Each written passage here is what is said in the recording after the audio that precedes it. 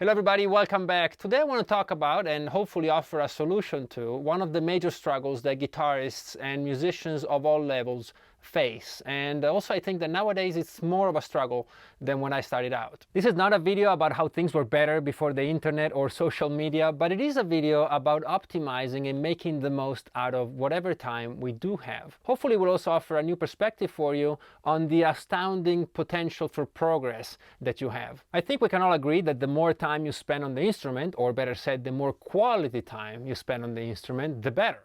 I certainly have always been a big proponent of play as much as you can, and I certainly made that my own mantra. When I decided that I was going to be a guitar player and a musician, I would just wake up and play and would put in 8, 10, 12-hour days and just carve time for school and work around that. And that was the only way I knew, and I assumed that everybody else was doing it. And I have to say that also we tend to maybe romanticize a little bit this complete devotion to the instrument. And then of course when I started to have students, I realized the reality was very different.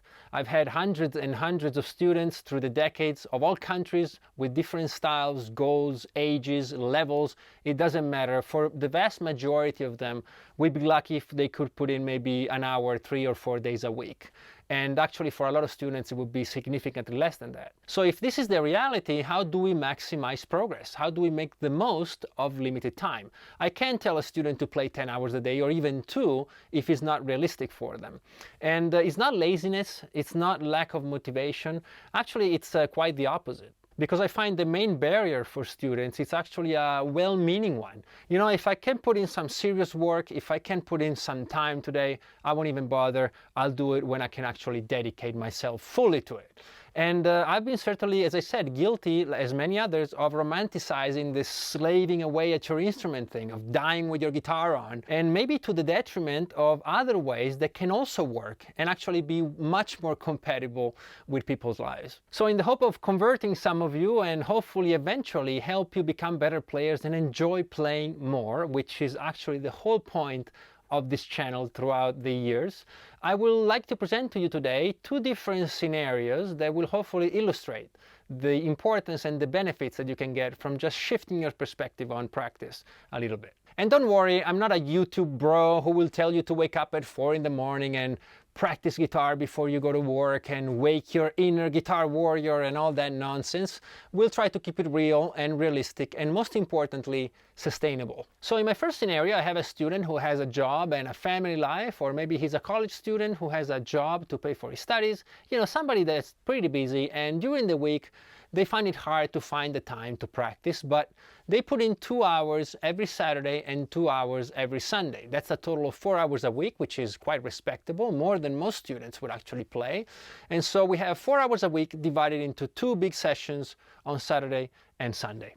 On the other hand, I have a student who also has a full-time job and a family, and actually her weekends are kind of busy doing family stuff, and she can only practice for 1 hour on Saturday and 1 hour on Sunday. But during the week, she squeezes in half-hour sessions Monday through Friday. Just like the other students, she's extremely serious.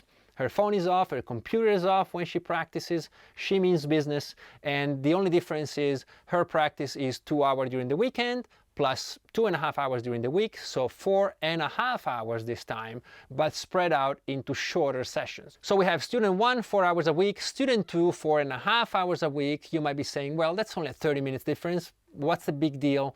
And we'll get back to the sheer numbers later in the video, but for now let's look at some less obvious differences between these two. First of all, let's look at the quality of our practice time. I think we can all agree that it's easier to stay concentrated and focused when we have to hold attention for a shorter span of time. I think it would be easier for all of us to be at 100% for 30 minutes than to maintain that intensity for 2 hours. Also, 2 hours, you might maybe lose a little bit of time here, a little bit of distraction there, even if it's just going to the bathroom. And the other thing is that 30 minutes is probably a little too short for most things we want to do. It would actually feel bad for you to put the guitar down at the end of a session. You'll be like, man, I wish I could just stay a little longer, you know, I could really nail this. And so the next day when you come back to practice, you are extra motivated and you're extra excited about it. It's also easier not to skip any days of practice when you only have to find a half hour rather than 2 full hours. If you come back home from work a little later, later, or you get an unexpected call, or you're cramming for a test, you can still probably manage to find those 30 minutes before you go to bed. It's not so easy with 2 hours. And finally, if life happens and you do end up missing a day, it's very different losing 30 minutes out of a 4.5-hour week than 2 hours out of a 4-hour week.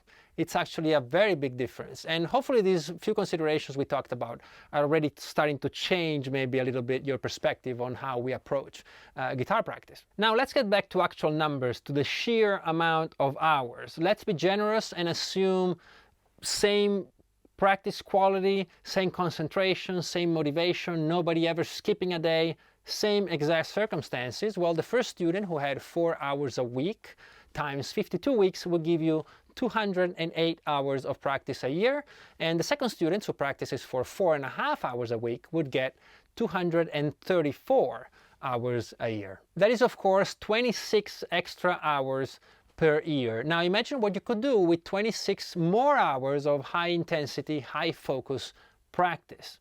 Imagine the songs you could learn or write if you choose to, and the chords and scales you could learn, and the music theory and the ear training, whatever it is you're interested in. It's actually a very meaningful gap. It's about 13%, and it only gets more meaningful year after year. If you project your progress 5 years or 10 years into the future, imagine the difference between these two students and how one will certainly overcome and overreach compared to the other. Now, of course, we're working on ourselves here. We're not really comparing ourselves to anybody else, but there's one of you 5 years in the future, and there's another one of you 5 years in the future, and the idea is, which one would you like to be? Now, let's take this just a little further. What if any one day, and just one day, just once per week, you decide to add an extra half hour to your practice? Maybe you're working on something and your 30 minutes are up and you just don't want to stop. Or maybe you have a cool solo you want to study. Whatever it is, something that motivates you enough to find 30 extra minutes per week. I don't want to assume, but I guess it's less time than people spend death strolling on Instagram. But if we add those 30 minutes just once per week, your total for the year will go up to a whopping 260 hours. And that's 52 hours more than the first student, who, let's not forget, is just as motivated and well-meaning and devoted to the instrument as you are. It's just a matter of being smarter about it. And in the end, you'll get 25% more hours, and they're probably better hours too. Of course, the numbers in this video are quite arbitrary, though I have based them on what I think would apply to the vast majority of students. But the hours in this example are just there to prove a point and a concept, and hopefully help you see things in a different way. So feel free to adapt them, of course, to your own situation. But the principle is, in my experience, very sound. And now I would love to hear what you think. So please let me know in the comments below. Do you agree with this? Do you think my recommendations are good, or do you think I'm wrong? Please do share your opinion below. Thank you so much, as always, for watching. I hope you have a great day, and I'll see you on the next one.